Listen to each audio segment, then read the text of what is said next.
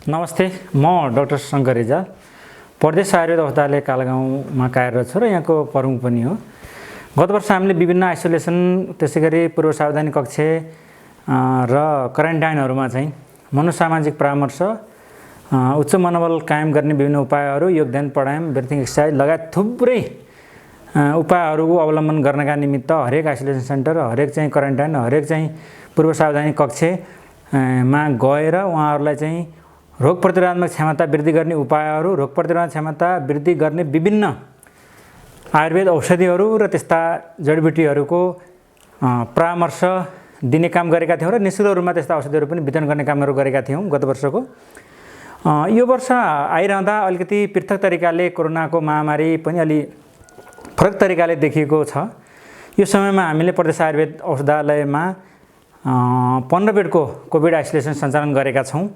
यसमा हामीले आयुर्वेद तथा वैकल्पिक चिकित्सा विभाग, नेपाल सरकार स्वास्थ्य जनसङ्ख्या मन्त्रालयबाट जारी गरेको कोभिड सम्बन्धी उपचार निर्देशिका छ। त्यसमा रहेर विभिन्न किसिमका आयुर्वेद औषधिहरूको प्रयोग गर्दै उपचार गरिरहेका छौँ। आजको दिनसम्म आइरहँदा थुप्रै आदरणीय महानुभावहरूलाई यहाँबाट हामीले डिस्चार्ज गरेर घर पठाइरहेका छौँ र अहिले केही बिरामीहरू अझै हाम्रो आइसोलेसनमा हुनुहुन्छ। आजको दिनमा 12 जना अझै हुनुहुन्छ 15 बेडमा।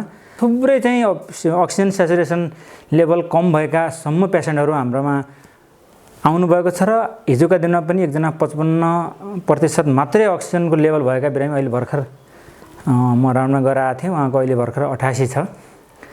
यसरी विभिन्न किसिमका उपायहरूको सपोर्ट गर्दै आयुर्वेद तथा वैकल्पिक चिकित्साको विधिलाई सबैभन्दा प्राथमिकताका साथ राख्दै हामीले यहाँ उपचार गरिरहेका छौँ।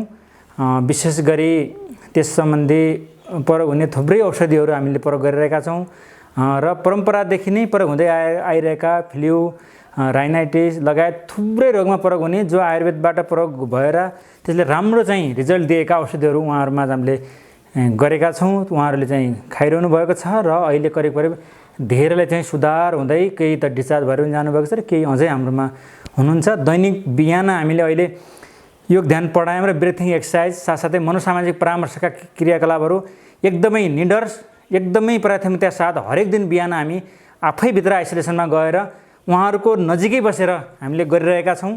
जसको कारणले गर्दा मनोसामाजिक रूपमा पनि उहाँहरूलाई जीवन कसरी जिउने, जीवन कसरी जिउनुपर्छ, जीवन कसरी जिउँदा चाहिँ आफूलाई ठिक हुन्छ भन्ने कुरा र उच्च मनोबल चाहिँ वृद्धि भएको र मलाई केही पनि हुँदैन, म कोभिड जित्छु, म चाहिँ कोभिडबाट कुनै किसिमले प्रभावित हुन्न भन्ने उहाँहरूमा त्यो किसिमको एउटा आत्मबल बढेको मैले पाएको छु र निरन्तर रूपमा यो काम गरेका छौँ।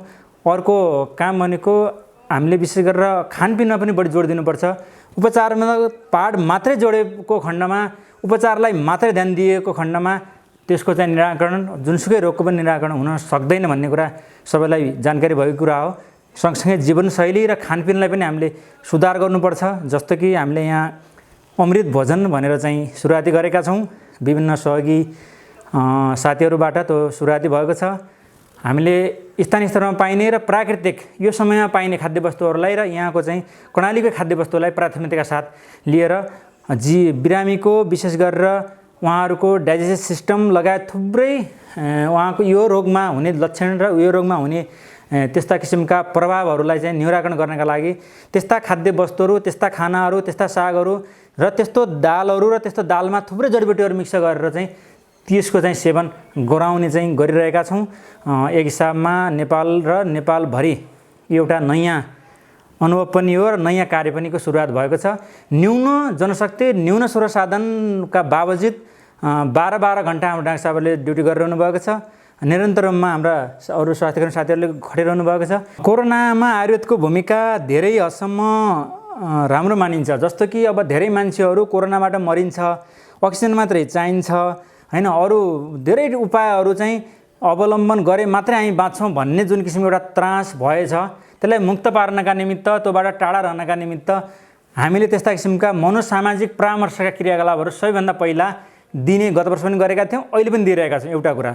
दोस्रो कुरा, जुनसुकै रोग लाग्नु भनेको रोग प्रतिरोधक क्षमता न्यून भएपछि नै बल्ल उसलाई अट्याक गर्ने हो।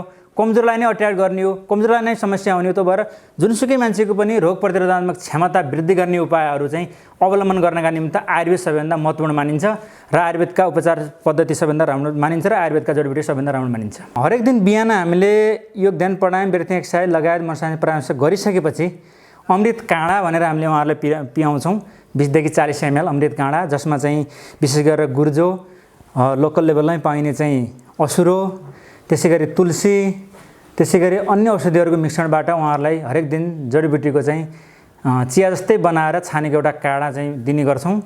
त्यो चाहिँ दिनमा हामी 2 पटक दिने गर्छौँ।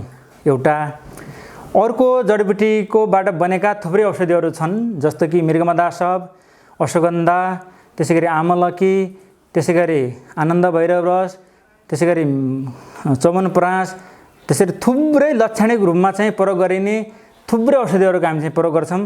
जस्तो कि अब नाक बन्द भयो भने छुट्टै किसिमको, घाँटी चाहिँ समस्या भने छुट्टै किसिमको, सास फेर्न सकेन भने छुट्टै किसिमको, यसरी लक्षण बाहेक र थुप्रै औषधिहरू चाहिँ हामीले उपचार गर्ने कुराहरू हेरिन्छ। अरू कुरा सबैभन्दा कोभिडको प्रभाव गर्ने भनेको डाइजेस्ट सिस्टम र रेस्पिरेटरी सिस्टमलाई सबैभन्दा बढी चाहिँ यसले प्रभाव गरे भएको कारणले डाइजेस्ट सिस्टमलाई पनि मजबुत गर्ने खालका औषधि र रेस्पिरेटरी सिस्टमलाई चाहिँ मजबुत गर्ने खालका औषधिहरूलाई सबैभन्दा प्राथमिकता साथ राख्छौँ हामीले। कर्णाली प्रदेश मात्रै नभएर देशैभरि थुप्रै आयुर्वेदका संस्थाहरू हुनुहुन्छ, स्थानीय तहदेखि केन्द्रीय तहसम्म।